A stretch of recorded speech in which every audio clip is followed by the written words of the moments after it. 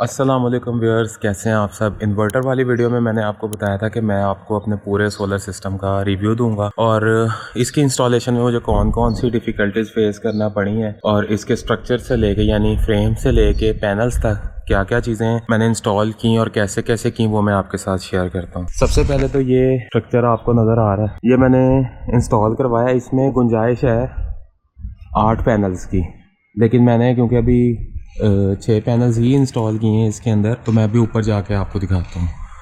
तो ये देखें, ये पैनल्स हैं, 6 पैनल्स। जब मैंने एक ताल्लुक़ वाले बंदे से पैनल्स लिए, वो मुझे 6 पैनल्स देकर गया और उसने मुझे कहा कि ये कैनेडियन के पैनल्स हैं, और मैंने भी आंखें बंद करके वो इंस्टॉल करवा लिए। और उसके अंदर जो मुझे एक ब्लंडर उसने मेरे साथ किया वो ये कि सारी स्टिकरिंग हुई भी थी, बट वो बी ग्रेड पैनल थे, ओरिजिनल पैनल नहीं थे वो।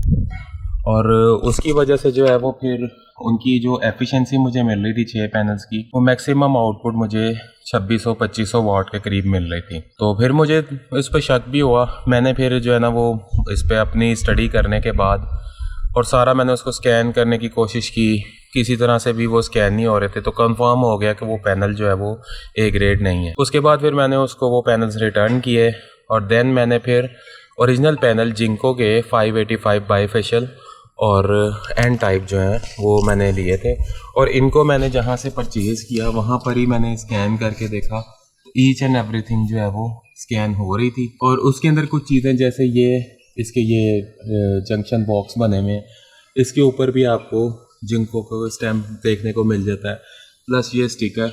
और सबसे मेन जो चीज़ है, इनके ऊपर जितने भी बार कोड्स हैं वो सारे के सारे जो है ना वो सेम होंगे। और जो इसके अंदर इसके ग्लास के अंदर पेस्ट होता है, ये वाला, ये आपको नज़र आ रहा होगा।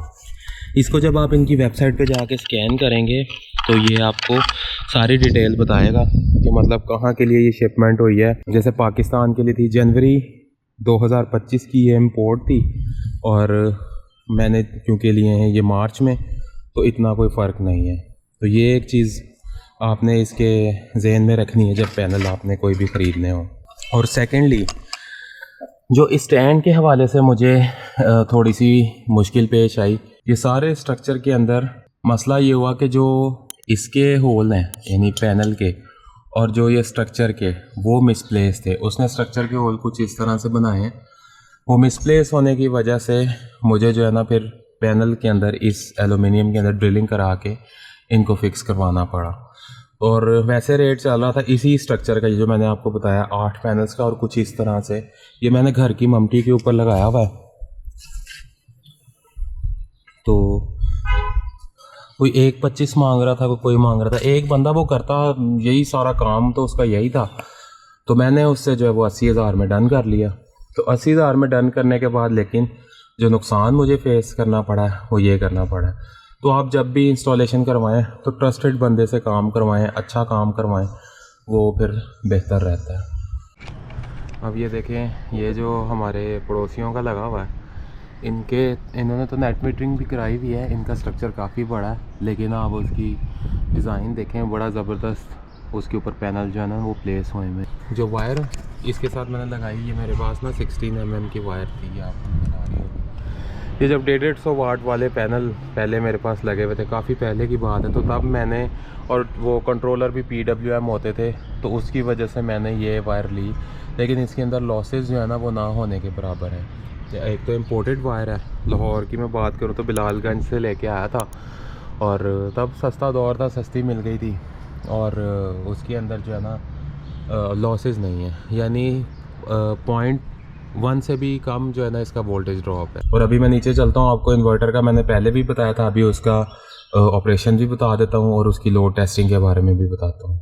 अब थोड़ा इन्वर्टर के बारे में मैं आपको बताऊँ, प्रीवियस वीडियो में भी मैंने आपको बताया था कि लक्स पावर टेक का इन्वर्टर मैंने परचेज़ किया था, और IP21 रेटिंग में, IP65 में अगर इसी 6 किलोवाट मिले तो समझें 1 लाख रुपया और ऐड हो जाता है उसके अंदर। बट ये मैंने जो परचेज़ किया है वो 175 का परचेज़ किया है। सारे फीचर इसके अंदर मौजूद हैं, वाईफाई, और ये देखें CT भी लगा हुआ है इसके साथ, और जो PV को सपोर्ट कर रहा है वो 8000 वाट तक ये सोलर को सपोर्ट करता है, और जो इसकी अपनी आउटपुट है वो 6 किलोवाट तक है। शेयरिंग की ऑप्शन यानी हाइब्रिड इन्वर्टर है। और उसके अलावा अगर आपने नेट मीटरिंग करनी है तो उसके लिए भी आपको ये सूटेबल है। नेट मीटरिंग खैर मेरा तो कोई प्लान नहीं है, जिन लोगों ने करनी है उनके लिए ये सही है। बस थोड़ा सा ये है कि आप इसको मंथली क्लीनिंग करते रहें। ये जैसे फिल्टर्स आपको नज़र आ रहे हैं, अभी 1 महीना ही हुआ है और लोड ज़ाहिर है मैक्सिमम तो चलता नहीं है, इसलिए इतनी कोई ज़्यादा डस्ट नहीं है। लेकिन जिनका मैक्सिमम चल रहा है वो फिर ज़रा फ्रिक्वेंट क्लीनिंग करते रहें अगर उन्होंने इस रेटिंग का इन्वर्टर लेना है। सेकेंडली इसकी लोड टेस्टिंग अभी क्योंकि 4:30 पौने 5 हो गए, तो लोड टेस्टिंग की जो वीडियो है ना वो मैं आपके साथ प्रीवियस शेयर कर दूंगा, उसके ग्राफ जो मेरे पास इसके ऐप के अंदर सेव हैं। और अभी ये देखें, ये पीवी के वोल्टेज आ रहे हैं और ग्रिड से अभी शेयरिंग ऑफ है और लोड मेरा चल रहा है 0.15 किलोवाट। तो अगर आप इस पॉइंट पर देखें तो 280 वाट लोड चल रहा था और जो पीक पावर इसने दी है मुझे वो ये 2898 यानी ये 6 पैनल जो जिंको के लगाए हैं उसके बाद, और कंजप्शन आ रही है 3595। तो ऑलमोस्ट 3000 तक मुझे इससे पावर जो है वो मिली है। और इसमें मैं मैक्सिमम आपको बता दूं 3200 तक भी मुझे इसकी पावर मिली है। वो अभी इसके अंदर शो नहीं हो रही, बट मैंने जो एक्चुअल टाइम पे देखा था तो वो 3200 तक 6 पैनल्स की पावर मिल रही है। अब ये फैक्टर्स डिपेंड भी करते हैं कि वेदर कैसा है, धूप में हेज तो नहीं है, कितनी जो है वो शाइनी धूप है, और ये सारी चीज़ें उसके अंदर मैटर करती हैं। तो पीक जो लोड इसने उठाया वो 3200 वाट है। इसके अंदर आपको मैं एक शॉर्ट सा तरीका बता देता हूँ, आपको ज़रूरी नहीं कि आप हर चीज़ चलाएं। आप ऐप में जाके एनेबल टू ग्रिड करें तो वहाँ से आपकी ये फीड करना शुरू कर देगा। उससे ये है कि आपकी बिजली की कंजप्शन तो होगी, मीटर आपका ज़ाहिर है अगर सिंपल लगा हुआ है तो वो आप चाहे उनको बिजली दें या लें, उसको यूनिट ही कंसीडर करेगा। लेकिन आप 1-2 मिनट के लिए कर भी सकते हैं तो कोई इतना इशू नहीं है। तो ये आपके सामने है कि पावर इसकी कितनी चल रही है। एक ऐसी चीज़ के अक्सर लोगों को ये शिकायत होती है कि IP2021 इन्वर्टर जो है, एक तो मीटर के ऊपर रिवर्स की लाइट आ रही होती है और दूसरा वो इन्वर्टर जो है वो पावर कंज्यूम कर रहे होते हैं, यानी फीड कर रहे होते हैं ग्रिड को कुछ ना कुछ।